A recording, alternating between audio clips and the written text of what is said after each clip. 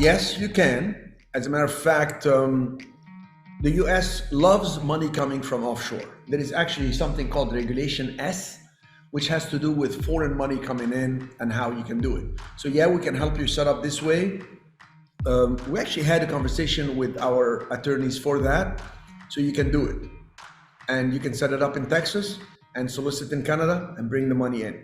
There is a way we can do it also, whereby you have to understand how the IRS works. When money, foreign money comes in, so it's somebody, a Canadian person invested with you, and let's say you're gonna pay them 8%.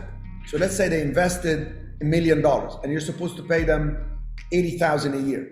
The IRS says, before you pay the $80,000, you need to withhold at the source. So here in the US, in Texas, you're gonna have to withhold 30% of the $80,000. So you're gonna withhold $24,000 and pay them. So when they file taxes, they can show I own, let's say, $12,000. So then the IRS will tell you, release the balance, send us 12 and release the balance to them. So the IRS wants to make sure a foreign person investing here is gonna pay taxes. Well, and actually because Canada and US have a tax treaty, they get credit for the taxes they paid here, and if there is more taxes in Canada, as usually there is, Revenue Canada is very aggressive, they will pay the difference in Canada. There is a different way to do it, which is they set up an entity here. Any foreign person can set up an LLC or a C Corp in the United States, and it shows that foreign person owns it. But what ends up happening is the entity with its own tax ID becomes a US entity.